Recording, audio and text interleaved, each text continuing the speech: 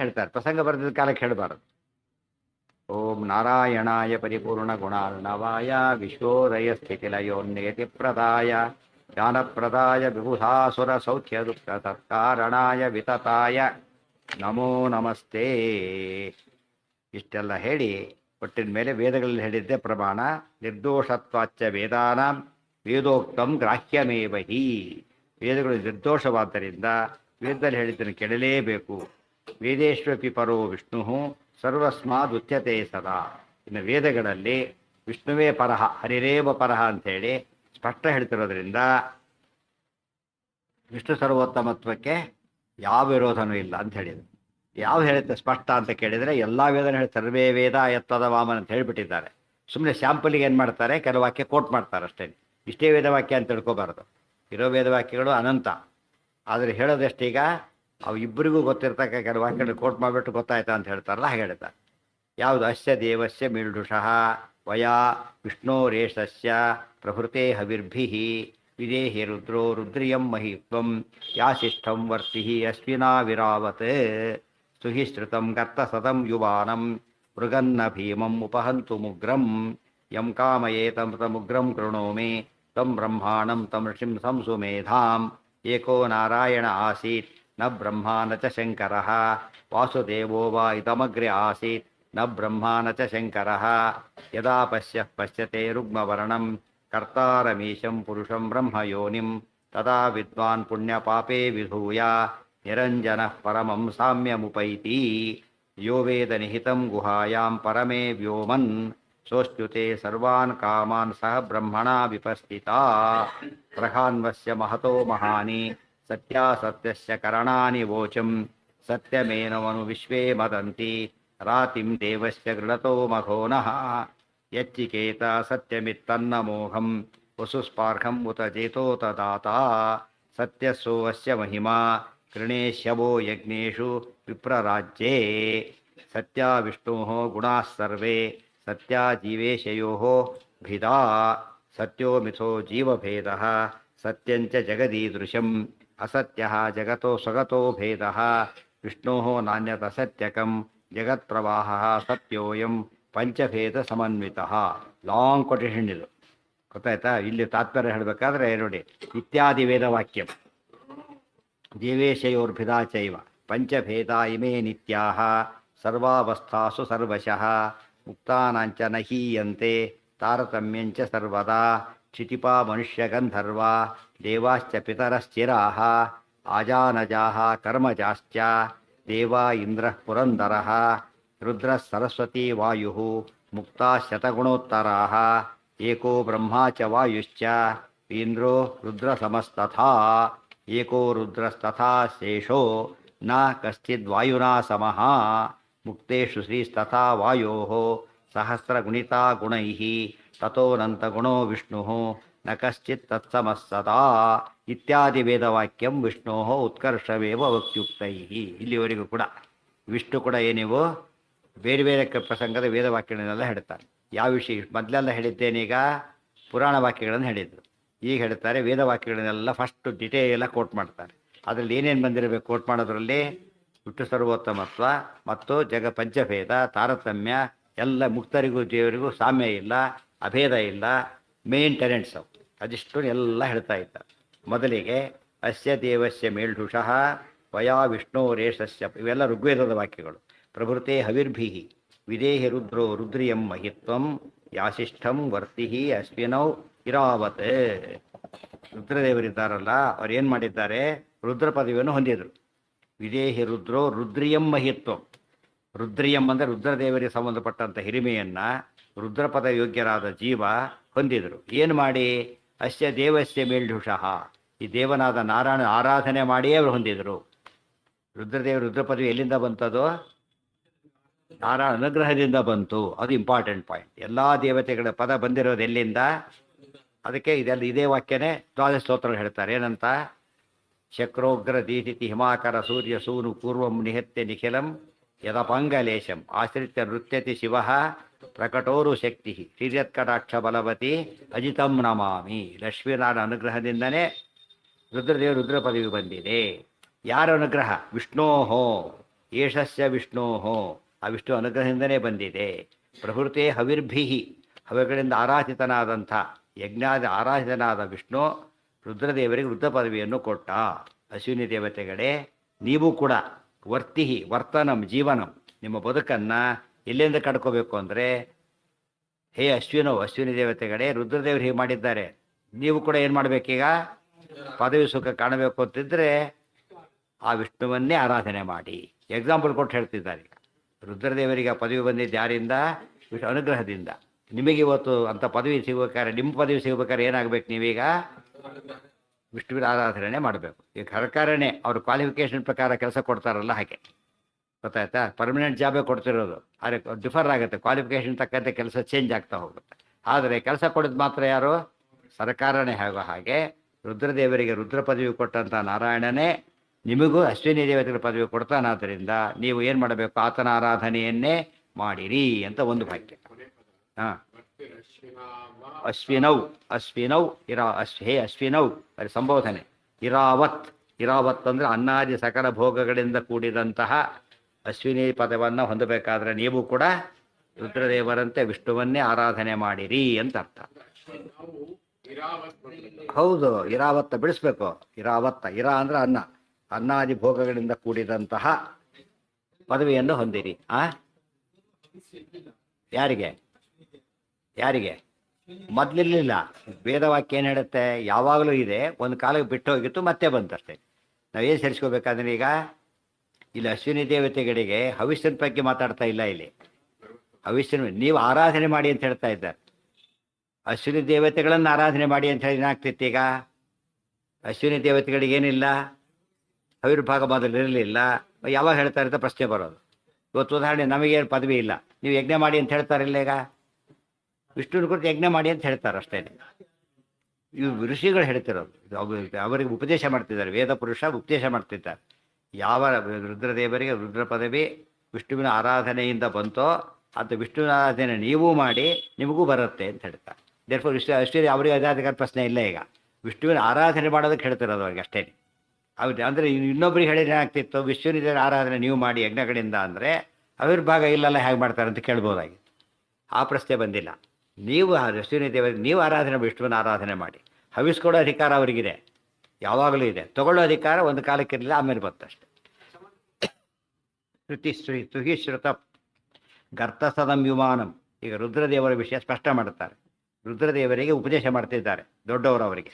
ಏನಂತ? ಸ್ತೋತ್ರ ಮಾಡಿ. ಶ್ರುತಂ, ಶ್ರುತಿಯಲ್ಲಿ ಬಂದಿದ್ದಾನಲ್ಲ.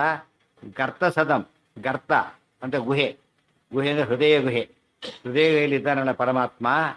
ಯುವಾನಂ, ನಿತ್ಯ ಯುವಕ ಪರಮಾತ್ಮ, ವಯಸ್ಸು ಅಂತಿಲ್ಲ. ಆತನನ್ನು ಸ್ತೋತ್ರ ಮಾಡಿ. ಮೃಗನ್ನ ಭೀಮಂ ಉಪಹಂತು ಮುಗ್ರಂ. ಹೇಗಿದ್ದಾನೆ ಗೊತ್ತಾ ಪರಮಾತ್ಮ? ಮೃಗಗಳನ್ನು ಕೊಲ್ಲೋದಕ್ಕೋಸ್ಕರವಾಗಿ ಸಿಂಹ ಇರುತ್ತಲ್ಲ, ಹಾಗೆ ನರಸಿಂಹ ಉಗ್ರಂ. ಆ ನರಸಿಂಹನ ಆರಾಧನೆ ಮಾಡಿ. ರುದ್ರದೇವರು ಯಾರ ಭಕ್ತರು? ಅದಕ್ಕೆ ನರಸಿಂಹನ ಆರಾಧನೆ ಮಾಡಿ. ಇದು ಮೃಗನ್ನ ಅಂತಿದೆ. ಮೃಗನ್ನ ಅಂದರೆ ವೇದಗಳಲ್ಲಿ ನಾ ಶಬ್ದಕ್ಕೆ ಎರಡು ಅರ್ಥ ಇದೆ. ಇಲ್ಲ ಅಂತ ಅರ್ಥನೂ ಇದೆ, ಯುವ ಅಂತ ಅರ್ಥನೂ ಇದೆ. ಗೊತ್ತಾಯ್ತಾ? ಸಿಂಹದಂತೆ ಇರತಕ್ಕಂತಹ ನಾರಾಯಣನನ್ನು ನೀವು ಆರಾಧನೆ ಮಾಡಿ. ಇಲ್ಲಿ ನಕಾರಕ್ಕೆ ವಿಶೇಷ ಅರ್ಥ. ಎರಡು ಅರ್ಥನೂ ಇರೋದ್ರಿಂದ ಇಲ್ಲಿ ಅರ್ಥ ತಗೊಳ್ಬೇಕು. ಎಲ್ಲರೂ ಅದೇ ಅರ್ಥನೇ ಮಾಡ್ತಾರೆ, ಬೇರೆಯವರು ಕೂಡ. ಇದು ಈ ವೇದದಲ್ಲಿ ಏನು ಬಂದಾಗಾಯ್ತು? ಈಗ ರುದ್ರದೇವರಿಗೆ ನರಸಿಂಹದೇವರ ಆರಾಧನೆಯಿಂದನೇ ಮೊದಲು ವಿಷ್ಣು ಅಂತ ಬಂತು. ಯಾವ ರೂಪ? ನರಸಿಂಹ ರೂಪ ಅಂತ ಬಂತು. ಈಗ ಕ್ಲಾರಿಟಿ ಬಂತು. ಹೀಗಾಗಿ ರುದ್ರದೇವರಿಗೆ ರುದ್ರ ಪದವಿ ನ್ಯಾಚುರಲ್ ಆಗಿ ಬಂದಿದ್ದಲ್ಲ, ದೇವರು ಕೊಟ್ಟಿದ್ದಕ್ಕೆ ಬಂತು. ಕೊಟ್ಟವ ನಾರಾಯಣ. ರುದ್ರದೇವರು ರುದ್ರ ಪದವಿ ಕೊಟ್ಟ ನಾರಾಯಣ ಏನಾಗಿರ್ಬೇಕು? ರುದ್ರದೇವರಿಗಿಂತ ಎಷ್ಟರ. ಆದರೆ ಪಾಶುಪತ ಮಾತ ಏನಾಯ್ತು ಅಲ್ಲಿಗೆ? ಸರಿಯಲ್ಲ. ಹಿಂದಿನ ವಾಕ್ಯಕ್ಕೆಲ್ಲ ಪ್ರೂಫ್ ಇದೆ. ಅದೆಲ್ಲ ಸೇರಿ ಸುಮ್ಮನೆ ಓದ್ಕೊಂಡ್ಬಿಟ್ರೆ ಗೊತ್ತಾಗೋದಿಲ್ಲ, ಅಪ್ಲಿಕೇಶನ್ ಅದು. ಸೊ ಅದೇ ರೀತಿ ಎಲ್ಲಾದರೂ ವಿಷ್ಣುವಿಗೆ ವಿಷ್ಣು ಪದವಿ ಯಾರಿಂದಾರು ಬಂತು ಅಂತಿದೆಯಾ? ನೀವೇ ಕೊಟೇಶನ್ ಕೊಡಿ. ಎಲ್ಲಾದರೂ ಕೂಡ ವಿಷ್ಣುವಿಗೆ ಮೊದಲು ಪದವಿ ಇರಲಿಲ್ಲ, ಒಂದು ಫೈನ್ ಡೇ ಆತನಿಗೆ ಸಿಕ್ತು, ಕೊಡ್ಲಿಕ್ಕೆ ಒಬ್ಬ ದೇವತೆ ಕಾರಣರಾದರು ಅಂತ ಹೇಳಿದ್ರೆ ಏನು ಮಾಡಬೇಕಾಗ? ತಕ್ಷಣವೇ ವಿಷ್ಣುವಿನ ಬಿಟ್ಟು ಅಲ್ಲಿ ಓಡೋಗ್ಬೇಕು. ಯಾತಕ್ಕೆ? ವಿಷ್ಣು ಪದವಿ ಕೊಟ್ಟಿಲ್ಲಪ್ಪ, ನೀನು ನನಗೂ ಕೊಡು ಅಂತ ಹೋಗ್ಬೇಕಾಗಿತ್ತು. ವಿಷ್ಣುವಿಗೆ ಪದವಿ ಬಂತು ಅಂತ ಯಾರ್ಯಾರೋ ಒಪ್ಪಿಲ್ಲ, ನೀವು ಒಪ್ಪಿಲ್ಲ. ರುದ್ರದೇವರಿಗೆ ಮಾತ್ರ ಯಾರಿಂದ ಬಂದಿದೆ? ಮುಗಿತಲ್ಲ ಕತೆ. ಅದು ಪ್ರಸಂಗ ಬಂತು, ಅಶ್ವಿನಿ ದೇವರ ಪ್ರಸಂಗನೂ ಬಂದು ಜೊತೆಗೆ. ಅಂದರೆ ರುದ್ರದೇವರಿಗೆ ಅಷ್ಟೇ ಅಲ್ಲ, ಅಶ್ವಿನಿ ದೇವ ಅಷ್ಟೇ ಅಲ್ಲ, ಉಳಿದ ಎಲ್ಲ ದೇವತೆಗಳಿಗೂ ಕೂಡ ಅವರವ್ರ ಪದವಿ ಎಲ್ಲಿಂದ ಬಂತದೋ ಆರಾಧನೆ ಬಂತು. ಅದಕ್ಕೆ ಭ್ರೂಭಂಗಂ ಧ್ಯಾಯೇತಜಸ್ರಮೀಶಸ್ಯ ಏನಂತ ಭೂಗಂ ಪಾರಮೇಷ್ಟ್ಯಾದಿ ಪದದಾಯಿ ವಿಮುಕ್ತಿದಂ. ಪಾರಮೇಷ್ಟ್ಯ ಅಂದರೆ ಏನು? ಬ್ರಹ್ಮ ಪದವಿ. ಬ್ರಹ್ಮ ಪದವಿ ಮೊದಲಾದ ಎಲ್ಲ ಪದವಿಗಳನ್ನು ಕೊಡತಕ್ಕಂಥ ವಿಷ್ಣುವಿನ ಭ್ರೂಭಂಗವನ್ನು ಧ್ಯಾನಿಸಿರಿ ಅಂತ ಹೇಳಿದ್ದಾರೆ. ಸೊ ಎಲ್ಲರಿಗೂ ಪದವಿ ಬರೋದು ವಿಷ್ಣು ಅನುಗ್ರಹದಿಂದ, ವಿಷ್ಣುವಿಗೆ ಯಾರಿಂದನೂ ಬಂದಿಲ್ಲ. ಆದರೆ ಸರ್ವೋತ್ತಮತ್ವ ಬಂತಾಗ, ಸರ್ವೋತ್ತಮತ್ವ ಬರೋದಕ್ಕೆ ಒಳ್ಳೆಯ ಕಾರಣ. ಇವ್ರಿಗೆ ಕಾರಣ ಕೊಡೋಕ್ಕೆ ಬರೋದಿಲ್ಲ ಈಗ. ಆಮೇಲೆ ಈಗ ಲಕ್ಷ್ಮೀದೇವಿಯ ಮಾತೀಗ ಯಂ ಕಾಮಯೇ ತಮ್ ತಮ್ ಉಗ್ರಂ ಕೃಣೋಮಿ ಅವ್ರು ಹೇಳ್ತಾ ಇದ್ದಾರೆ, ನಾ ಇಷ್ಟ ಬಂದವ್ರನ್ನ ಏನು ಮಾಡ್ತೇನೆ ನಾನು? ಬ್ರಹ್ಮಾಣಂ ಬ್ರಹ್ಮದೇವರನ್ನು ಮಾಡ್ತೇನೆ, ಉಗ್ರಂ ಕರೋಮಿ ರುದ್ರದೇವರನ್ನು ಮಾಡ್ತೇನೆ, ಋಷಿಯನ್ನು ಮಾಡ್ತೇನೆ, ಸುಮೇಧಾಂ ದಡ್ಡನ ಬುದ್ಧಿವಂತನ ಮಾಡ್ತೇನೆ. ಮಹಾಲಕ್ಷ್ಮಿಯ ಮಾತಿದಿಷ್ಟು ಕೂಡ ಅದು ಏನು ಬೇಕಾದ್ರೂ ಮಾಡ್ತೇನೆ ಅಂತ ಹೇಳ್ತಾ ಇದ್ದಾರೆ. ಆದರೆ ವಿಷ್ಣುನ್ ಮಾಡ್ತೇನೆ ಅಂತ ಹೇಳಿಲ್ಲ. ಅಲ್ಲಿ ಯಾರನ್ನು ಮಾಡ್ತೇನೆ ಅಂತ ಹೇಳಿದ್ದಾರೆ? ಬ್ರಹ್ಮನ್ ಮಾಡ್ತೇನೆ, ರುದ್ರನ್ ಮಾಡ್ತೇನೆ ಅಂತ ಹೇಳಿರೋದ್ರಿಂದ ಬ್ರಹ್ಮದೇವರು ಸರ್ವೋತ್ತಮರಲ್ಲ ಅಂತಾಯಿತು. ಅವರಿಗಿಂತ ಉತ್ತಮರು ಯಾರೀಗ? ಯಾರು? ಮಹಾಲಕ್ಷ್ಮಿ ಉತ್ತಮರು. ಅವ್ರ ಪದವಿ ನಾನು ಕೊಡ್ತೇನೆ ಅಂತ ಹೇಳಿದ ಮೇಲೆ ಏನಾಯ್ತು ಅಲ್ಲಿಗೆ? ಅವರು ದೊಡ್ಡವರು. ಲಕ್ಷ್ಮೀದೇವಿ ಇರೋದೇ ದೊಡ್ಡವರು. ಅದೇ ಲಕ್ಷ್ಮೀದೇವಿ ಮುಂದೆ ಏನಂತ ಹೇಳ್ತಾರೆ? ನನ್ನ ಸ್ವಾಮಿ ನಾರಾಯಣ ಅಲ್ಲಿದ್ದಾರೆ ಅಂತ ಹೇಳ್ತಾರೆ. ಸೊ ಇವರೆಲ್ಲರೂ ನಾನು ಮಾಡಬಲ್ಲೆ ಅಂತ ಹೇಳಿ ನನ್ನನ್ನು ಮಾಡಿದವನು ಮೇಲಿದ್ದಾನೆ ಅಂತ ಹೇಳಿದ್ರಿಂದ ತಾರತಮ್ಯ ಬಂತು, ವಿಷ್ಣು ಸರ್ವೋತ್ತಮತ್ವ ಬಂತು. ಮತ್ತೇನು ಮಾಡೋಂಗಿಲ್ಲ. ಎಲ್ಲ ವೇದವಾಕ್ಯಗಳಿವು. ಯಂ ಕಾಮಯೇ ತಮ್ ತಮುಗ್ರಂ ಕೃಣೋಮಿ ತಂ ಬ್ರಹ್ಮಾಣಂ ತಂ ಋಷಿಂ ತಂ ಸುಮೇಧಾಂ ಏಕೋ ನಾರಾಯಣ ಆಸೀತ್ ನ ಬ್ರಹ್ಮ ನ ಚ ಶಂಕರ. ಇನ್ನೊಂದು ವಾಕ್ಯ, ನಾರಾಯಣ ಒಬ್ಬನೇ ಇದ್ದ, ನಾ ಬ್ರಹ್ಮ ಬ್ರಹ್ಮದೇವರಿರಲಿಲ್ಲ, ನ ಚ ಶಂಕರ ರುದ್ರದೇವರು ಇರಲಿಲ್ಲ. ಏನಾಯ್ತು ಈಗ?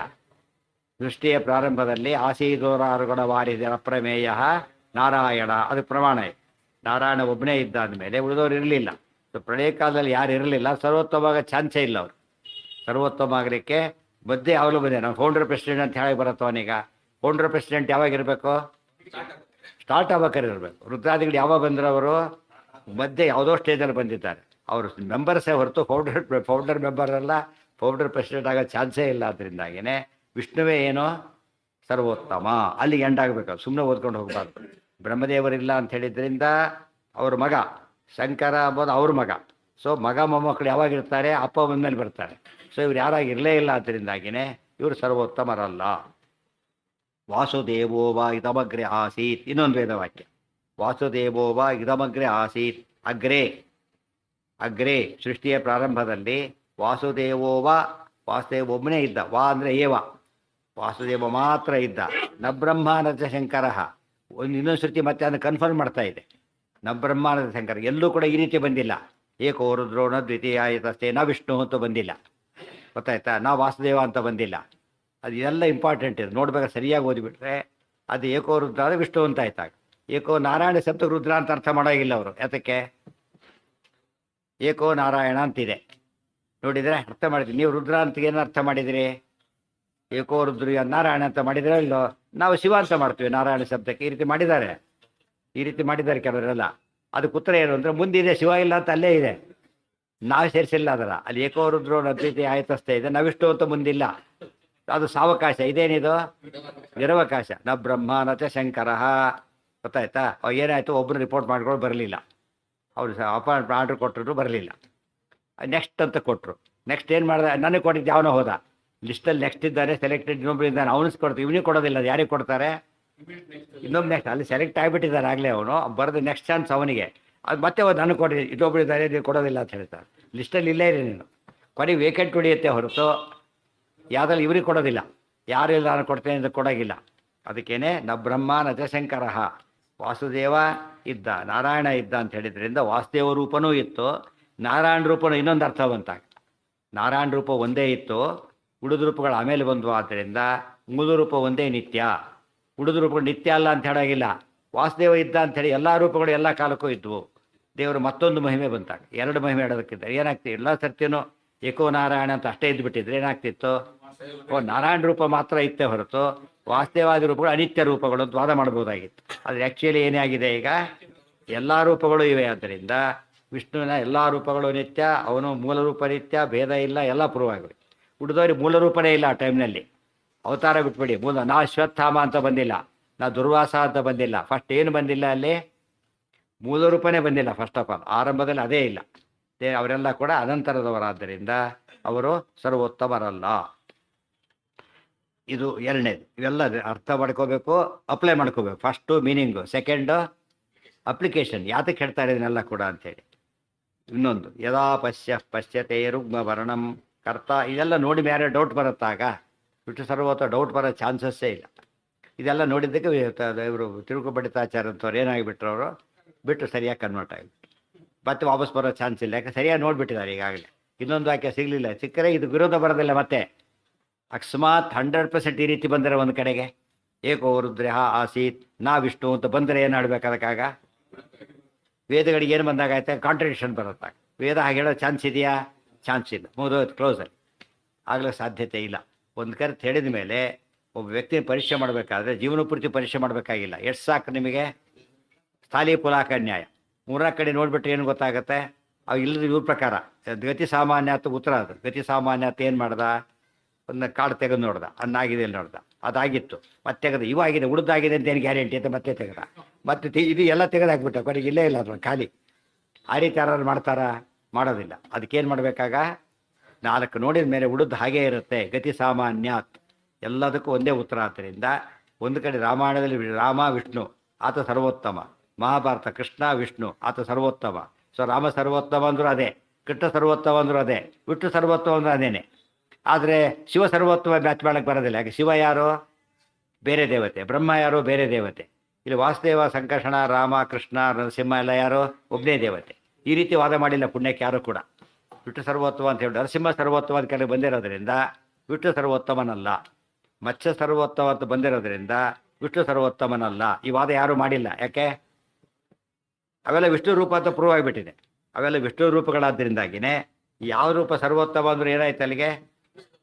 ಮೂಲ ರೂಪನೇ ಸರ್ವೋತ್ತಮ, ಮತ್ತು ಬೇರೆ ಹೇಳೋದಕ್ಕೆ ನೆಸಿಟಿನೇ ಇಲ್ಲ. ಅಂಥ ವಾದಗಳು ಬಂದೇ ಇರೋದಕ್ಕೆ ಒಂದು ಒಳ್ಳೆ ಕಾರಣ ಅದು. ಯದಾ ಪಶ್ಯತೆ, ಇವನು ಕೂಡ ಎಂಥ ಪರಮ ನೀಚ. ಹಿರಣ್ಯಕಶಿಪು ಏನು ಮಾಡ್ದ? ವರಾಹದಿಂದ ಹಿರಣ್ಯಾಕ್ಷ ಸತ್ತೋದ ಅಂತ ಹೇಳಿದಾಗ ಏನು ತಿಳ್ಕೊಂಡವನು? ಓ ವಿಷ್ಣು ಕೊಂದ ಅಂತ ತಿಳ್ಕೊಂಡದ್ದು, ಯಾವುದೋ ಹದ್ದಿ ಬಂದು ಕೊಂತು ಅಂತ ಅನ್ನಲಿಲ್ಲ ಅವನು. ವರಾಹ ಕೊಟ್ಟು ಏನು ಅಂತ ತಿಳ್ಕೊಂಡವನು? ವಿಷ್ಣು ಅಂತಲೇ ತಿಳ್ಕೊಂಡ. ಆದ್ದರಿಂದ ಸಂಶಯನೇ ಬರೋದಿಲ್ಲ. ನಮ್ಮವ್ರಿಗೆ ಮಾತ್ರ ಇರೋದಷ್ಟೇ. ನರಸಿಂಹದೇವರು ಮಕ್ಕಳು ಶ್ರೀನಿವಾಸನ ನೋಡಬಾರ್ದು, ಶ್ರೀನಿವಾಸ ನೋಡಬಾರ್ದು. ಸಿನಿಮಾ ಎಲ್ಲರೂ ನೋಡ್ಬೋದು, ಅದಕ್ಕೆ ನಿರ್ಬಂಧ ಇಲ್ಲ. ಸಿನಿಮಾ ನಾಟಕ ನೋಡೋದಕ್ಕೆ ನಿರ್ಬಂಧ. ದೇವ್ರು ನೋಡೋದಕ್ಕೆ ಭಾರಿ ರೂಲ್ಸು. ನರಸಿಂಹದೇವ್ರ ಕಡೆ ಹೋಗಲೇಬಾರ್ದು. ಇವತ್ತು ಅಂತವ್ರಿದ್ದಾರೆ ಗೊತ್ತಾ, ಸಾಮಾನ್ಯರೆಲ್ಲ ದೊಡ್ಡ ಪಂಡಿತರಂತವ್ರಿದ್ದಾರೆ. ಭಾರಿ ಪಂಡಿತರು ಕಡೆ ಏನಾಗಲ್ಲ, ಹೋಗಾಗಿಲ್ಲ. ಕಳ್ಳು ಮಕ್ಕಳು ಬೇರೆ ಅಂದರೆ ದೇವರಿಗೆ ಕಳ್ತನ ಮಾಡಬೇಕಾ? ಯಾರೋ ದೇವ್ರಿಗೆ ಏನಯ್ಯ ಬಂದುಬಿಟ್ಟು ಅಂದರೆ, ನೋಡಿ ಸ್ವಾಮಿ ನಾನು ದುಡ್ಡಿಗೆ ಬಂದಿಲ್ಲ, ಯಾರೋ ಕರ್ಕೊಂಡು ಬಂದಿದ್ದಾರೆ, ದೇವ್ರ ಒಪ್ಪಿಸ್ಬೇಕಿದ್ದಾರೆ, ದೇವರ ದಡ್ಡ ಅಂತ ಅರ್ಥ. ದೇವರಿಗೆ ಪ್ರೂಫ್ ಕೊಡಬೇಕು. ಅದು ಎಷ್ಟು ಅನ್ಯಾಯ ಅದೆಲ್ಲ ಕೂಡ. ಅದು ಬೇರೆಯವರು ಮಾಡದೇ ಇದ್ದಷ್ಟು ಆಕ್ಷೇಪ ನಮ್ಮ ಜನನೇ ಮಾಡ್ಕೋತಾರೆ ಅಂದರೆ ಇವ್ರಿಗೆ ಏನಾಗಿಲ್ಲ ಅಂತ ಅರ್ಥ, ಕನ್ವಿನ್ಸ್ ಆಗಿಲ್ಲ. ರೂಪಗಳಲ್ಲಿ ಭೇದ ಇಲ್ಲ ಅಂತ ಕನ್ವಿನ್ಸ್ ಆಗಿಲ್ಲ ಅಂತ ಅರ್ಥ. ಏಕೋ ನಾರಾಯಣ ಆಸೀತ್ ನ ಬ್ರಹ್ಮ. ಯಾರೋ ತಮಾಷೆಗೆ ಹೇಳಿಬಿಟ್ಟಿರ್ತಾರೆ ಕೆಲವರು. ಮಕ್ಕಳಿರ್ತಾರೆ, ಯಾರತ್ತೆ ನಾವು ಹೋಗ್ತಿದ್ದು ಗಂಟು ಬಿದ್ದುಬಿಡ್ತಾರೆ. ಅವಾಗ ಏನು ಮಾಡ್ತಾರೆ? ನೋಡಪ್ಪ ಹಾಗೆಲ್ಲ ಹೋಗಬಾರ್ದು, ಹೋಗುತ್ತಾ ಪಾಪ ಒಪ್ಕೊಂಡ್ಬಿಡ್ತಾರೆ. ಹಾಗಿದ್ರೆ ಹೋಗೋದಿಲ್ಲ ಅಂದ್ಬಿಡ್ತಾರೆ ಅಷ್ಟೇ. ಅದನ್ನು ದೊಡ್ಡವರೆಲ್ಲ ಮಾಡೋ ಗತಿ ಏನಾಗಬೇಕು ಅದಕ್ಕೆ? ಇವತ್ತು ಅಂತಾರೆ ಜನ ಸಾವಿರಾರು ಜನ ಇದ್ದಾರೆ. ಸಾವಿರಾರು ಜನ ಮಾಧ್ವರು, ಶುದ್ಧ ವೈಷ್ಣವರು, ಪಂಡಿತರು ಕೂಡ ಹಾಗೆಲ್ಲ ಹೋಗೋದಿಲ್ಲ ಅಂತ ಬಾಯಿ ಬಿಟ್ಟು ಹೇಳ್ತಾರೆ. ಅಂದರೆ ರೂಪಕ್ಕೆ ಅಭೇದ ಒಪ್ಕೊಂಡು ಏನು ಉಪಯೋಗ ಆಗಿಲ್ಲ. ಅದ್ವೈತ ಹಿಡ್ದಾಗಾಯ್ತು ಅಷ್ಟೇ. ವ್ಯರ್ಥ ಆಗಿರ್ತಾರೆ. ಯದಾ ಪಶ್ಯತೆ ರುಗ್ಮ ವರ್ಣಂ ಕರ್ತಾರ ಬೀಜಂ ಪುರುಷಂ ಬ್ರಹ್ಮ ಯೋನಿಂ ತದಾ ವಿದ್ವಾನ್ ಪುಣ್ಯ ಪಾಪೇ ವಿಧೂಯ ನಿರಂಜನ ಪರಮಂ ಸಾಮ್ಯಮುಪೈತಿ. ಸುಮ್ಮನೆ ಶ್ಲೋಕ ಓದಿ, ಎಷ್ಟು ಉಪಯುಕ್ತ. ಆಮೇಲೆ ಯದಾ ಪಶ್ಯತೆ ರುಗ್ಮವರ್ಣಂ, ಯಾವಾಗ ಪಶ್ಯತೆ ರುಗ್ಮವರ್ಣನಾದ ದೇವರನ್ನು ನೋಡ್ತಾನೋ, ಮತ್ತು ಕರ್ತಾರಂ ಈ ಜಗತ್ತಿನ ಜನ್ಮಾದಿ ಕಾರಣದ ಪರಮಾತ್ಮ ನೋಡ್ತಾನೋ, ಈಶಂ ಸಮರ್ಥನಾದ ದೇವರನ್ನು ನೋಡ್ತಾನೋ, ಪುರುಷ ಸೂಕ್ತ ಪ್ರತಿಪಾದ ಪುರುಷನನ್ನು ನೋಡ್ತಾನೋ, ಬ್ರಹ್ಮಯೋನಿಂ ಬ್ರಹ್ಮನಿಗೆ ಯೋನಿ, ಬ್ರಹ್ಮನಿಗೆ ಅಪ್ಪ ಬ್ರಹ್ಮದೇವರನ್ನು ನೋಡ್ತಾನೋ, ಅಥವಾ ಬ್ರಹ್ಮಾಂಧ್ರ ವಾಯುದೇವರ ಅಪ್ಪನ ನೋಡ್ತಾನೋ, ಬ್ರಹ್ಮಾಂಧ್ರ ವೇದ ಶಾಸ್ತ್ರಯೋನಿತ್ವಾತ್ ಆತನ್ನು ನೋಡ್ತಾನೋ, ತದಾ ಆಗ ವಿದ್ವಾನ್ ಅಪರೋಕ್ಷ ಜ್ಞಾನಿ ಆಗ್ತಾನೆ. ಪುಣ್ಯ ಪಾಪೇ ವಿಧೂಯ ಪುಣ್ಯ ಪಾಪಗಳನ್ನ ಕಳ್ಕೊಂಡು ಬಿಡ್ತಾನೆ. ನಿರಂಜನ ಆಮೇಲೆ ಯಾವ ಲೇಪನೂ ಇರೋದಿಲ್ಲ. ಪರಮಂ ಸಾಮ್ಯಮುಪೈತಿ ದೇವ್ರ ಜೊತೆ ಸಾಮ್ಯ ಹೊಂತಾನೆ. ಎಷ್ಟು ವಿಷಯ ಬಂದಾಗೈತೆ ಇದರಲ್ಲಿ ಈಗ. ಯದಾ ಪಶ್ಯತೆ ರುಗ್ಮವರ್ಣಂ, ಪರಮಾತ್ಮನಿಗೆ ಬಣ್ಣ ಇದೆ ಅಂತ ಆಕಾರ ಇದೆ, ನಿರಾಕಾರನಲ್ಲ ಬಂತೀಗ. ಆಮೇಲೆ ಕರ್ತಾರಂ ಜನ್ಮಾದ್ಯಶೇತಃ, ಅದು ಯಾವ ಲಕ್ಷಣ ಅಲ್ಲ, ಅದು ಸ್ವರೂಪ ಲಕ್ಷಣ ಹೊರತು ಯಾವ ಲಕ್ಷಣ ಅಲ್ಲ. ನೀ ಬಾಹ್ಯ ಲಕ್ಷಣ ಅಂತ ತಿಳ್ಕೊಳ್ಳೋಕೆ ಹೋಗಬೇಡ. ಪುರುಷಂ ಪುರುಷತ್ವ ಪ್ರತಿಪಾದ್ಯ ಅವನೇ ಹೊರತು ಬೇರೆಯವರಲ್ಲ. ಪುರುಷ ಪ್ರಾಣರಹ ವಿಷ್ಣು ಸಹಸ್ರನಾಮ. ಬ್ರಹ್ಮಯೋನಿಂ ಬ್ರಹ್ಮದೇವರಪ್ಪ ಯಾರು ಅಂದರೆ ವಿಷ್ಣುವೇ. ಎಲ್ಲ ಮತ ಖಂಡನೆ ಆಯ್ತು. ಬ್ರಹ್ಮದೇವರಪ್ಪ ವಿಷ್ಣು, ಬ್ರಹ್ಮದೇವರ ಮಗ ಶಿವ ಅಂದಮೇಲೆ ಯಾರು ಸರ್ವೋತ್ತಮರೀಗ? ಶಿವರಿಗಿಂತ ಬ್ರಹ್ಮ, ಬ್ರಹ್ಮನಿಗಿಂತ ವಿಷ್ಣು ಸರ್ವೋತ್ತಮರು. ಮೇಲೆ ಅವ್ರ ಮೇಲೆ ಅವರು. ತದಾ ಆಗ ವಿದ್ವಾನ್ ವಿದ್ವಾನ್ ಅಂತ ಯಾವಾಗ ಕರಿಬೇಕು? ನಿಜವಾಗ್ಲೂ ವಿದ್ವಾನ್ ಅಂತ ಯಾರನ್ನು ಕರಿಬೇಕು? ಅಪ್ರೋಕ್ಷ ಜ್ಞಾನಿ ವಿದ್ವಾನ್ ಅಂತ ಕರಿಬೇಕು. ಅಪ್ರೋಕ್ಷ ಜ್ಞಾನ ವಿದ್ವಾನ್ ಅಪ್ರೋಕ್ಷ. ಇವತ್ತು ವಿದ್ವಾನ್ ಅಂದರೆ ಜ್ಞಾನ ಕೂಡ ಇರೋದೆಲ್ಲ ವಿಜ್ಞಾನ ಅಂತ ಕಾಲ ಬಂದಿದೆ. ಹಿಂದೆ ವಿದ್ವಾಂಸರು ಹೇಳ್ತಾರೆ, ಅಪ್ರೋಕ್ಷ ಜ್ಞಾನ ಹೇಳ್ತಾರೆ ಅಂತ ಅರ್ಥ. ಡಾಕ್ಟರ್ ಅಂತ ಯಾರನ್ನು ಕರಿಬೇಕು? ಕೋರ್ಸ್ ಮುಗಿಸ್ತವ್ರ ಸಾಮಾನ್ಯ ಸ್ಟೂಡೆಂಟನ್ನು ಏನಕ್ಕೆ ಕರಿಬಿಡ್ತಾರೆ? ಸಾಮಾನ್ಯ ಡಾಕ್ಟ್ರು ಅಂತ ಕರೀತಾರೆ. ಯಾತಕ್ಕೆ? ಮುಂದೆ ಡಾಕ್ಟರ್ ಆಗ್ತಾನೆ, ಆಗಿದ್ದಾನೆ ಅಲ್ಲ, ಆಗ್ತಾನೆ ಅಂತ ಕರ. ಅದೇ ರೀತಿಯಲ್ಲಿ ಮುಂದೆ ವಿದ್ವಾಂಸನ ಆಗ್ತಾನೆ ಅಂತ ತಿಳ್ಕೊಬೇಕು ಹೊರತು ಈಗಲೇ ಏನಂತ ತಿಳ್ಕೊಬಾರ್ದು. ಈಗಲೇ ವಿದ್ವಾಂಸನ ತಿಳ್ಕೊಳಕ್ಕೆ ಹೋಗ್ಬಾರ್ದು. ತಿಳ್ಕೊಂಡ್ಬಿಟ್ಟಿರ್ತಾರಲ್ಲ, ಒಂದು ಓದೋದೇ ಇಲ್ಲ, ಹಾಗಾಗಿಬಿಡ್ತದೆ. ತದಾ ವಿದ್ವಾನ್ ಭವತಿ ಪುಣ್ಯಪಾಪೇ ವಿಧೂಯ. ಪುಣ್ಯಪಾಪ ಕಳ್ಕೊಂಡ್ಬಿಡ್ತಾನೆ. ಸರ್ವಕರ್ಮ ಕ್ಷಯ. ಪುಣ್ಯ ಅನಿಷ್ಟ ಪುಣ್ಯ ಮಾತ್ರ ಹೋಗುತ್ತೆ, ಪಾಪ ಅನಿಷ್ಟ ಪಾಪ ಅಲ್ಲ. ಎಲ್ಲ ಪಾಪನೂ ಅನಿಷ್ಟ ಆದ್ರಿಂದಾಗಿನೇ ಎಲ್ಲ ಪಾಪನೂ ಹೋಗುತ್ತೆ. ಅದೆಲ್ಲ ಕರ್ಮಕ್ಷಯ ಪಾದದ ಅರ್ಥ ಅದು. ಮೂರು ಹೊಟ್ಟೋಗುತ್ತೆ. ಮೂರು ಹೊಟ್ಟರೆ ಗತಿ ಏನಾಗಬೇಕು? ಎರಡು ಹೋಗುತ್ತೆ. ಫಸ್ಟ್ ಆ ಮುಕ್ತಿಗೆ ಹೋದ್ಮೇಲೆ ಮೂರನೇದು ಹೋಗುತ್ತೆ. ಪ್ರಾರಂಭ ಹೋದ್ಮೇಲೆ ಮುಕ್ತಿ ಸಿಗುತ್ತೆ. ಪರಮಂ ಆಮೇಲೆ ಪರಮಾತ್ಮನ ನಿರಂಜನ. ಅಪ್ರೋಕ್ಷ ಜ್ಞಾನಿಗಳು ಏನಿಲ್ಲ, ಆಮೇಲೆ ಕರ್ಮಲೇಪ ಇಲ್ಲ. ಪರಮಂ ಸಾಮ್ಯಂ ಉಪೈ. ದೇವರ ಜೊತೆಗೆ ಸಿಮಿಲಾರಿಟಿ ಹೊಂತಾನೆ. ಐಕ್ಯ ಬರಲಿಲ್ಲ, ಅದ್ವೈತ ಮತ ಹೋಯ್ತು. ಪರಮ ಸಾಮ್ಯ ಅಂತ ಹೇಳಿದ್ರಿಂದ ಏನಲ್ಲ, ಅದು ವಿಶಿಷ್ಟವಾದಂಥ ಐಕ್ಯನೂ ಅಲ್ಲ, ಟೋಟಲ್ ಸಾಮ್ಯನಲ್ಲ. ಹೆಚ್ಚಿನ ಸಾಮ್ಯ ಹೊಂತಾನೆ ಹೊರತು ಪೂರ್ಣ ಸಾಮ್ಯ ಹೊಂದೋದಿಲ್ಲ. ಇದಿಷ್ಟು ಎಷ್ಟು ಮತಗಳು ಖಂಡನೆ ಆಯಿತು. ನಿರಾಕಾರತ್ವ ಹೋಯಿತು, ಮತ್ತು ಬೇರೆ ದೇವರಿಗೆ ಸರ್ವೋತ್ತಮತ್ವ ಹೋಯಿತು. ಆಮೇಲೆ ಪರಮಾತ್ಮನಿಗೆ ಕಂಡವನು ಮಾತ್ರ ಜ್ಞಾನಿ ಅಂತ ಹೇಳಿದ್ರಿಂದ ಜ್ಞಾನದ ಲಕ್ಷಣ ಹೇಳಿದಾಗಾಯಿತು. ಕರ್ಮಕ್ಷಯ ಪಾದ ಬಂತು, ಸಾಮ್ಯ ಹೇಳಿ ಐಕ್ಯ ತೆಗೆದ್ರು, ಟೋಟಲ್ ಸಾಮ್ಯ ವಿಶಿಷ್ಟಾತ್ಮತ ಹೋಯಿತು. ಇದೆಲ್ಲ ಉಪನಿಷತ್ತುಗಳು ಅವರೇ ವ್ಯಾಖ್ಯಾನ ಬರೀತಾರೆ, ಫಾಲೋ ಮಾಡೋದಿಲ್ಲ. ಎಲ್ಲ ಬಂದೋಯ್ತದ್ರು. ಇದು ಒಂದು ವಾಕ್ಯ. ಇನ್ನೊಂದು ಯೋ ವೇದ ವಿಹಿತಂ ಗುಹಾಯಾಮ್ ಪರಮೇ ವ್ಯೋಮನ್ ಸೋಷ್ಣುತೆ ಸರ್ವಾನ್ ಕಾಮಾನ್ ಸಹ ಬ್ರಹ್ಮಣ ವಿಪಶ್ಚಿತ. ಇನ್ನೊಂದು ವಾಕ್ಯ ಇದೆ. ಯೋ ವೇದ ನಿಹಿತಂ ಗುಹಾಯಾಮ್. ಯಾವನು ಗುಹಾಯಾಮ್ ನಿಹಿತಂ, ನಮ್ಮ ಹೃದಯ ಗುಹೆಯಲ್ಲಿ ಇದ್ದಾನಲ್ಲ ಬಿಂಬರೂಪಿ ಪರಮಾತ್ಮ, ಅವನನ್ನು ವೇದ ತಿಳ್ಕೊಡ್ತಾನೋ.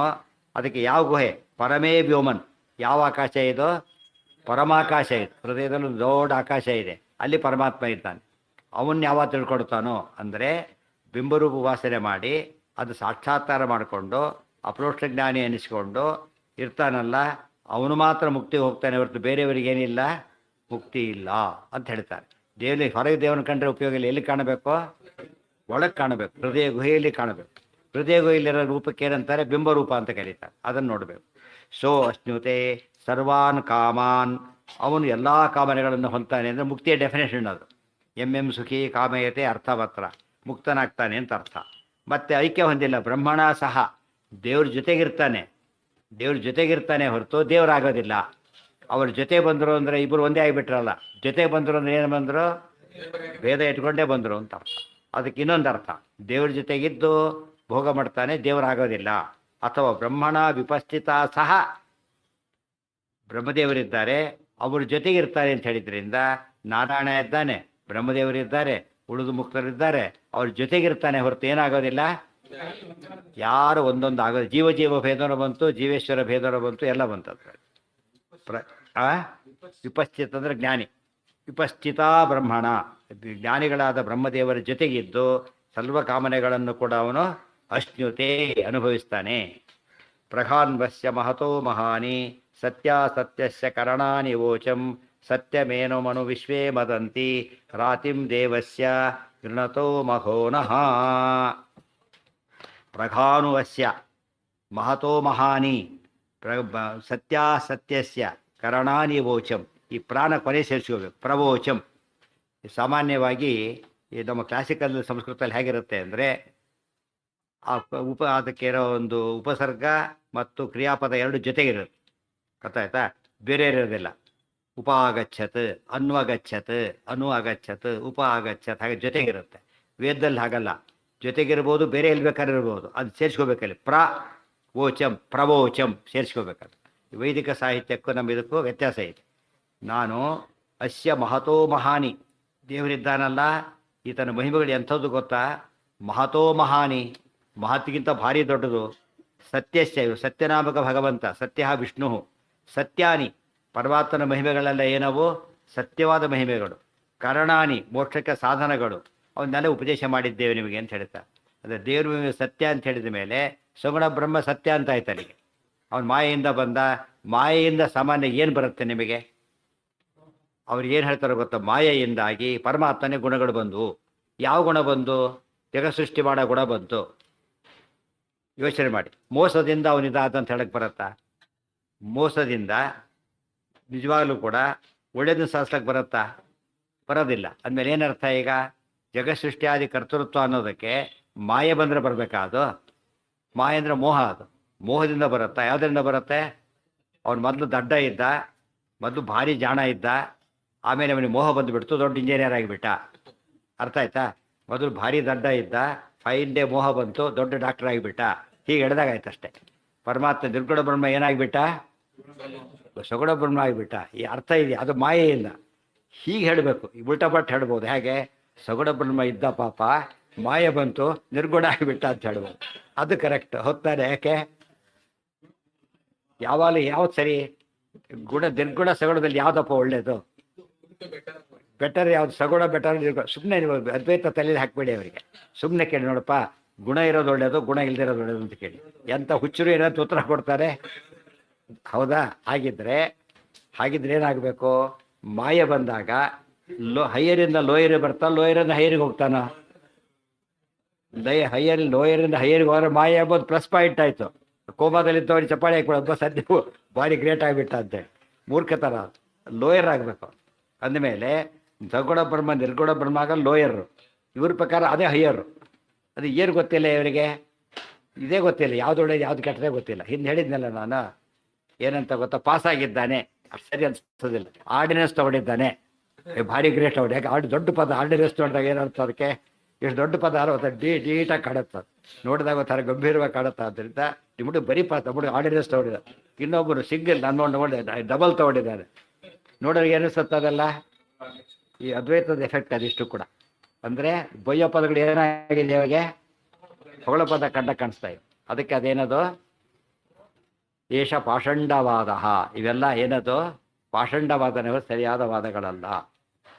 ಯದಾ ಪಶ್ಯತೆ ಋಗ್ವರ್ಣಂ ಕರ್ತಾರ ಭೀಷಂ ಪುರುಷಂ ಬ್ರಹ್ಮಯೋನಿಂ ಶೋಸ್ತುತೆ ಸರ್ವಾನ್ ಕಾಮಾನ್ ಸಹ ಬ್ರಹ್ಮಣ ವಿಪಸ್ಥಿತ. ಎಲ್ಲ ಕೂಡ ಮತ್ತೆ ಮುಕ್ತಿ ಇದೆ, ಬಿಂಬೋಪಾಸನೆ ಬೇಕು, ಹೃದಯಾಕಾಶದಲ್ಲೇ ಮಾಡಬೇಕು, ಮುಕ್ತಿಗೆ ಹೋಗ್ತಾನೆ. ಎಲ್ಲ ಕಾಮನೆಗಳು ಈಡೇರುತ್ತೆ ಅಂದಮೇಲೆ ಅಲ್ಲಿ ಕಾಮನೆಗಳಿವೆ, ಶೂನ್ಯ ಆಗಿಲ್ಲ. ಅಲ್ಲೂ ಅನುಭವಿಸ್ತಾರೆ. ಸರ್ವಾನ್ ಕಾಮನೆಗಳಲ್ಲೂ ಭೇದ ಇದೆ. ಮುಂದೇನಾಗಿದೆ? ಅವನು ಬ್ರಹ್ಮದೇವರಿದ್ದಾರೆ, ಅವ್ರ ಜೊತೆಗಿರ್ತಾನೆ. ಎಷ್ಟು ವಿಷಯ ಬಂತದರಲ್ಲಿ. ಒಂದೇ ವೇದವಾಕ್ಯ. ತೈತರೀಯ ಉಪನಿಷತ್ತಿನ 2ನೇ ವಲ್ಯ ಮೊದಲನೇ ಪಾಠ ಇದು. ಯೋ ವೇದ ಏತಂಗ ಶುರು ಮಾಡುತ್ತಾಗ ಬ್ರಹ್ಮವೇದ ಆಪ್ನೋತಿ ಪರಂ ಪ್ರಾರಂಭ ಆಗುತ್ತೆ. ಇವೆಲ್ಲ ಭಾಷ್ಯ ಬರೀತಾರೆ. ಅದಕ್ಕೆ ಏನಂತ ಭಾಷ್ಯ ಬರೆಯೋದು? ಇಷ್ಟೇ. ಇದೆಲ್ಲ ಅತತ್ವಾವೇದಕ, ಇಷ್ಟೇ ಭಾಷ್ಯ. ಅವ್ರ ಭಾಷೆದ ಹೆಡ್ಡಿಂಗ್ ಏನಂತ ಕೇಳಿದ್ರೆ ಅತತ್ವಾವೇದ. ಸುಳ್ಳು ವೇದಕ್ಕೆ ಅರ್ಥ ಬರಿತೇವೆ ನಾವು. ಅತತ್ವಾವೇದಕ್ಕೆ ಭಾಷ್ಯ ಬರೆದಾಗ ಏನಾಯ್ತು? ಭಾಷ್ಯ ಕೂಡ ಅತತ್ವಾವೇದಕ ಭಾಷ್ಯ ಆಯ್ತು ಅಷ್ಟೇ. ಹೌದಲ್ಲ? ಅಂದರೆ ಅದು ಅತತ್ವ, ಇದು ತತ್ವಾದ. ಯಾಕೆ ಓದ್ಬೇಕಾದ್ರೆ ಅತತ್ವ ಓದ್ಬೇಕಾಗ್ಲವ? ಅದನ್ನು ಸಿಂಪಲ್ ಆನ್ಸರ್ ಅದು. ಮೂಲನೇ ಅತತ್ವವೇದಕವಾದಾಗ ಅತತ್ವಾವೇದಕ ವೇದ ಅಧ್ಯಯನ ಮಾಡ್ತಾರೆ. ಅತತ್ವವೇದಕ ಅಧ್ಯಯನ ಆಯ್ತು ಅಲ್ಲಿಗೆ. ಅತತ್ವವೇದಕ ಭಾಷ್ಯ ಆಯಿತು, ಅತತ್ವವೇದಕ ಟೀಕಾ ಆಯಿತು, ಅತತ್ವವೇದಕ ಟಿಪ್ಪಣಿ ಆಯಿತು, ಅತತ್ವವೇದಕ ಉಪನ್ಯಾಸ ಆಯಿತು. ಅವ್ರು ಕಂಪ್ಲೀಟ್ ಏನದೆಲ್ಲ ಕೂಡ ಬಾಯಿ ಬಿಟ್ಟಾದ್ರೆ ಅತತ್ವವೇದಕ ಅಂತ ಅರ್ಥ. ಪ್ರಧಾನ್ವಸ್ಯ ಮಹತೋ ಮಹಾನಿ ಸತ್ಯಾಸತ್ಯಸ್ಯ ಬಿಡಿಸ್ಬೇಕದನ್ನು. ಸತ್ಯಸ್ಯ ಸತ್ಯಾನಿ ಸತ್ಯಸ್ಯ ಭಗವತಃ ಸತ್ಯಾನಿ ಅದನ್ನು ಹೇಳಿದ್ದೇನೆ. ಸತ್ಯವೇನಂ ಮನು ವಿಶ್ವೇ ಮದಂತಿ. ಎಲ್ಲ ಜ್ಞಾನಿಗಳು ಕೂಡ ಸತ್ಯ ಅಂತ ಹೇಳಿದ್ರೆ ಎಂಜಾಯ್ ಮಾಡ್ತಾರೆ. ಯಾವ್ದಾದ್ರು ಕೂಡ ಸತ್ಯ ಅಂತ ಪಾಸಾಗಿದ್ದಾನೆ, ಸತ್ಯ ಅಂತ ಹೇಳಿದ್ರು ಕುಣಿದಾಡ್ತಾರೆ. ಸುಳ್ಳು ಅಂತ ಕುಣಿದಾಡ್ತಾರೆ ಯಾರು ಕೂಡ. ಅವ್ನು ಪಾಸಾಗಿದ್ದಾರೆ, ಸುಳ್ಳು ಪಾಸಾಗಿದ್ದಾರೆ, ದೊಡ್ಡ ಸಮಾರಂಭ ಮಾಡ್ತಾರೆ ಯಾರು. ಮದಂತಿ ಅಂತ ಹರ್ಷಂ ಕುರುವಂತ, ಹರ್ಷವನ್ನು ಹೊಂದ್ತಾ ಇದ್ದಾರೆ, ಹರ್ಷಿತರಾಗ್ತಾ ಇದ್ದಾರೆ. ದೇವಸ್ಯ ಗೃಣತೋ, ಅಷ್ಟೇ ಅಲ್ಲ ಗೃಣತೋ, ಎಂಜಾಯ್ ಮಾಡಿ ಸ್ತೋತ್ರ ಮಾಡ್ತಿದ್ದಾರಪ್ಪ, ಎಷ್ಟು ದೊಡ್ಡವನು ದೇವರು, ಎಷ್ಟು ಅದ್ಭುತವಾದ ಸೃಷ್ಟಿ. ಅರ್ಜುನ ವಿಶ್ವರೂಪ ನೋಡಿದ, ಏನು ಮಾಡಿದ? ಅದನ್ನು ಕೊಂಡಾಡ್ತಿದ್ದಾನೆ. ಏನು ಅದ್ಭುತ ಅಂತ ಹೇಳ್ಬಿಟ್ಟು. ಗೃಣತಃ ಮಘೋನಃ. ಮಘೋನ ಅಂದರೆ ಇಂದ್ರ ಅಲ್ಲ ಇಲ್ಲಿ, ಮಘೋನ ಅಂದರೆ ವಿಷ್ಣು. ಅದೆಲ್ಲ ಕರ್ಮ ಹೇಳಿಬಿಟ್ಟಿದ್ದಾನೆ. ಮಘವನ್ನೆಲ್ಲ ಬಂತಿದ್ದಿಲ್ಲ ಅರ್ಥ ಹೇಳ್ಬೇಕಾದ್ರೆ ವಿಷ್ಣು ಅಂತ ಅರ್ಥ ಬರೆದಿದ್ದಾರೆ. ಯಚ್ಚಿಕೇತ ಸತ್ಯಮಿತ್ತನ್ನ ಮೋಘಂ ವಸು ಸ್ಪಾರ್ಹಂ ಉತ ಚೇತೋತ ದಾತ ಸತ್ಯಸ್ಸು ಅಸ್ಯ ಮಹಿಮಾ ಗೃಣೇಶವೋ ಯಜ್ಞೇಶು ವಿಪ್ರರಾಜ್ಯೇ. ಇನ್ನು ದೇವರು ಮಾಡ್ತಾನೆ, ಈ ಜಗತ್ತೆಲ್ಲ ಸುಳ್ಳು ಅಂತ ಅರ್ಥ ಬರೀತಾರಲ್ಲ, ವೇದ ಹೇಳ್ತಾ ಇದೆ ಯತ್ ಚಿಕೇತ ಸತ್ಯಮಿತ, ದೇವರು ಸೃಷ್ಟಿ ಮಾಡ್ತಾನೆ, ಏನದು ಸತ್ಯಂ, ಸತ್ಯ ಸೃಷ್ಟಿಯನ್ನು ಮಾಡ್ತಾನೆ. Very important. ದೇವರು ಸೃಷ್ಟಿ ಮಾಡಿದರೆ ಹೇಗಿರ್ಬೇಕದು ಸತ್ಯ. ಯಾಕೆಂದರೆ ಯಾವಾಗಲೂ ಕೂಡ ಆಚಾರ್ಯರೆಲ್ಲ ಭಾಗವತಾತ್ಪರ್ಯದಲ್ಲಿ ಬರೀತಾರೆ, ಯಾರು ಅಸತ್ಯ ಸೃಷ್ಟಿ ಮಾಡ್ತಾರೆ, ಯಾರಿಗೆ ಸತ್ಯವಾದ ಸೃಷ್ಟಿ ಮಾಡಲಿಕ್ಕೆ ಸಾಧ್ಯ ಇಲ್ಲ ಅವ್ರು ಏನು ಮಾಡ್ತಾರೆ, ಯಾರು ಗೋಲ್ಡ್ ಹಾಕೊಳ್ಳೋಕೆ ಸಾಧ್ಯ ಇಲ್ಲ ಏನು ಮಾಡ್ತಾರೆ ಅವರು ಗೋಲ್ಡ್ ಹಾಕೋತಾರೆ. ಆ ಗೋಲ್ಡ್ ಹಾಕ್ಕೊಳ್ಳೋ ಸಾಧ್ಯತೆ ಇದ್ದವನು ಇದು ಹಾಕೊಳ್ಳೋಕೆ ಬರೋದಿಲ್ಲ. ಆದರೆ ನಿಜವಾದ ಸಮರ್ಥನವನ್ನು ಏನು ಮಾಡ್ತಾನೆ, ರಾಜ ಮಹಾರಾಜರು ಕೊಟ್ಟ ಕಾಣಿಕೆನ ಯಾರು ಕೂಡ ಏನು ಮಾಡೋದಿಲ್ಲ, ಇದು ಗೋಲ್ಡು ರಿಯಲ್ ಗೋಲ್ಡು ಟೆಸ್ಟ್ ಮಾಡಿಸೋದಿಲ್ಲ. ಅದಕ್ಕೆ ಅಂಥವ್ರು ಇಂಥದ್ದು ಕೊಡ್ತಾರಾ, ಅಂಥವ್ರು ಇಂಥದ್ದು ಕೊಡ್ತಾರ ಸಾಧ್ಯನೇ ಇಲ್ಲ. ಯಾಕೆ ಕೊಟ್ಟರೆ ಏನಾಗುತ್ತೆ, ಅವ್ರ ಘನತೆ ಕುಂದು ಬರುತ್ತೆ, ಕೊಡೋದಿಲ್ಲ. ನಾವು ಟೆಸ್ಟೇ ಮಾಡಿಸೋದು, ಯಾರು ಸುಳ್ಳು ಅಂತ ನೀವು ಮೋಸ ಮಾಡಿದ್ದಿ ಅಂತ ಅರ್ಥ. ಇಷ್ಟರ ಮಟ್ಟಿಗೆ ನಂಬಿಕೆ ಇದೆ. ಸೊ ದೇವರು ಮಾಡೋ ಸೃಷ್ಟಿ ಎಂಥ ಸೃಷ್ಟಿ, ಅದು ಸತ್ಯವಾದ ಸೃಷ್ಟಿ. ಆಚಾರ್ಯ ಬರೀತಾರೆ ಅದನ್ನು, ಅಕ್ಷಮಾಹ ಸತ್ಯ ಸೃಷ್ಟೌ ಹಿ ಮಿಥ್ಯಾ ಸೃಷ್ಟಿಂ ಪ್ರಕುರ್ವತೆ. ಸತ್ಯವಾದ ಸೃಷ್ಟಿ ಮಾಡಕ್ಕೆ ಆಗದೇ ಇದ್ದವ್ರು ಏನು ಮಾಡ್ತಾರೆ, ಮಿಥ್ಯಾ ಸೃಷ್ಟಿಯನ್ನು ಮಾಡ್ತಾರೆ, ಇಂದ್ರಜಾಲ ಮಹೇಂದ್ರಜಾಲ ಮಾಡ್ತಾರೆ. ಈಗ ಅಂದುಬಿಡ್ತಾ 2,000 ರೂಪಾಯಿ ನೋಟ್ ಬಂದುಬಿಡ್ತು ಈಗ ಅಂದ ತಕ್ಷಣ, ಆಮೇಲೆ 10 ರೂಪಾಯಿ ಕೊಡ್ರಿ ಅಂತ ಬಂದ. ಏನರ್ಥ ಅದಕ್ಕೀಗ, ಅವ್ನು ಮಾಡಿ 2,000 ರೂಪಾಯಿ ನೋಟ್ ಏನದು ಸತ್ಯ ಅಲ್ಲ ಅಂತ ಅವನಿಗೆ ಗೊತ್ತಿದೆ ಅಂತ ಅರ್ಥ. ದೇವ್ರು ನಮ್ಮನ್ನು ಏನಾದ್ರು ಕೇಳಿದ್ರೆ ಕೇಳಿಲ್ಲ, ನಮ್ಮನ್ನು ದೇವ್ರ ಸತ್ಯ ಸೃಷ್ಟಿ ಮಾಡಿದ್ದಾರೆ. ನಮ್ಮನ್ನು ಏನಾದ್ರು ಕೇಳಿದಾನ, ಸತ್ಯ ಪತ್ರಂ ಪುಷ್ಪ ಅಂಗಡಿ ಗೋಲ್ಡ್ ಜ್ಯುವೆಲರಿ ಶಾಪ್ಗೆ ಹೋಗ್ಬಿಟ್ಟು ಪತ್ರಂ ಪುಷ್ಪಂ ಕೊಡಿ ಏನಾದ್ರು ಕೊಡ್ತಾರಾ, ಚೂರು ಕೊಡೋದಿಲ್ಲ. ಹೆಚ್ಚಿಕೇತ ಸತ್ಯಮಿತ್, ಮಿತ್ ಅಂದರೆ ಏವ ಅಂತ ಅರ್ಥ, ಸತ್ಯಮೇವ ವೇದದಲ್ಲಿ ವೇದ ಸತ್ಯ, ಇತ್ತಂದರೆ ಏವ. ತನ್ ನಮೋಘಂ, ಅದು ಸುಳ್ಳಲ್ಲ. ಇನ್ನು ಕನ್ಫರ್ಮ್ ಮಾಡ್ತಾರೆ, ದೇವರ ಸೃಷ್ಟಿ ಮಾಡ್ತಾನಲ್ಲ ಸತ್ಯವನ್ನೇ ಮಾಡ್ತಾನೆ, ಅದು ಸುಳ್ಳಲ್ಲ. ನಾಣ್ಯ ಪಂಥ ಅಯನಾಯ ವಿದ್ಯತೆ. ಇಷ್ಟು ಹೇಳಿದ್ರು ಏನಂತಾರೆ ಮತ್ತೆ ಅವರು, ಎಷ್ಟು ಹೇಳಿದ್ರು ಅತತ್ವವೇದಕನೇ. ಇಷ್ಟು ಸತ್ಯ ಅಂತ ಹೇಳಿದ್ರೆ ಅತತ್ವವೇದಕ ಅಂತ ಹೇಳಿದರೆ, ತತ್ವವೇದಕ ಯಾವ್ದು ಹಾಗಿದ್ರೆ, ಹಾಗೆ ಅಹಂ ಬ್ರಹ್ಮಾಸ್ಮಿ ಇದೆ, ಅದು ಸತ್ಯಂ ಅಂತ ಇಲ್ಲ ಹಿಂದೆ ಮುಂದೆ, ಅರ್ಥ ಆಯ್ತಾ. ತತ್ವಮಸಿ ಇದೆ, ಹಿಂದೆ ಸತ್ಯ ಅಂತ ಇಲ್ಲ. ಸತ್ಯ ಅಂತ ಇಲ್ಲಿದ್ದನ್ನು ಸತ್ಯ ಅಂತಾರೆ, ಸತ್ಯಂ ಅಂತ ಹೇಳಿದ್ದನ್ನು ಅಸತ್ಯ ಅಂತ ಕರೀತಾರೆ. ಎಷ್ಟು ಆಭಾಸ ಇದೆಲ್ಲ, ಭಾರಿ ತಪ್ಪು. ಗೃಣತೋ ಮಘೋನಃ, ಹೆಚ್ಚಿಕೆ ಸತ್ಯ. ದೇವರು ಎಂಥವನು ಗೊತ್ತಾ, ವಸು ಸ್ಪಾರ್ಹಂ ಉತ ಜೇತೋತ ದಾತ. ಸ್ಪಾರ್ಹಂ ವಸು, ನಮಗೇನು ಬೇಕೆಲ್ಲ. ಸ್ಪೃಹ ಅಂದರೆ ಆಸೆ, ನಾವು ಬಯಸ್ತಕ್ಕಂಥ ಸಂಪತ್ತನ್ನು ಪರಮಾತ್ಮ ಏನು ಮಾಡ್ತಾನೆ, ನಮ್ಮ ಶತ್ರುಗಳಿಂದ ಗೆದ್ದು ನಮಗೆ ಕೊಡ್ತಾನೆ. ಶತ್ರುಗಳಿಂದ ಗೌರ್ಮೆಂಟ್ ಏನು ಮಾಡುತ್ತೆ, ಗುಂಡಾಗಳನ್ನ ಹಿಡಿದುಬಿಟ್ಟು ಅವ್ರ ಸಂಪತ್ತನ್ನು ಏನು ಮಾಡ್ತಾರೆ, ಸೀಜ್ ಮಾಡಿಬಿಟ್ಟು ಏನು ಮಾಡ್ತಾರೆ, ಅದನ್ನು ಯಾರಿಗೆ ಕೊಡ್ತಾರೆ, ಪಬ್ಲಿಕ್ಕಿಗೆ ಕೊಡ್ತಾರೆ. ಗೊತ್ತಾಯ್ತು, ಜನಗಳಿಗೆ ಕೊಡ್ತಾರೆ. ಆ ಸಂಪತ್ತನ್ನು ಕಾಳನ್ನು ಹಿಡಿದುಬಿಟ್ಟು ಸಂಪತ್ತನ್ನು ನದಿಗೆ ಹಾಕೋದಿಲ್ಲ, ಸಂಪತ್ತು ಸುಟ್ಟು ಬಿಡೋದಲ್ಲಿ ಏನು ಮಾಡ್ತಾರೆ, ಅದನ್ನು ಒಳ್ಳೇದು. ದೇವ್ರು ಏನು ಮಾಡ್ತಾರೆ, ಬಲಿಚಕ್ರವರ್ತಿಯಿಂದ ಸಂಪತ್ತನ್ನು ಕಿತ್ತಿ ಯಾರಿಗೆ ಕೊಟ್ಟ, ಇಂದ್ರದೇವರಿಗೆ ಕೊಟ್ಟ. ವಸು ಸ್ಪಾರ್ಹಂ ಉತ ಜೇತ ಉತ ದಾತ. ಜೇತ ಗೆದ್ದ, ದಾತ ಕೊಟ್ಟ. ವಾಮನ ರೂಪದ ಉಲ್ಲೇಖ ಅದು, ವಾಮನ ತ್ರಿವಿಕ್ರ ರೂಪದ ಉಲ್ಲೇಖ ಅದಿಷ್ಟು ಕೂಡ.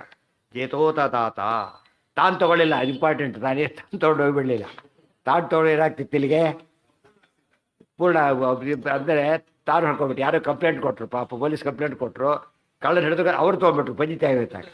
ಅವಾಗ ಏನು ಮಾಡ್ತಾರೆ, ಇವು ಕಳ್ಳ ಚೇಂಜ್ ಆದಾಗೈತೆ ಹೊರತು ವಸ್ತು ಸಿಗಲಿಲ್ಲ ಅವರಿಗೆ.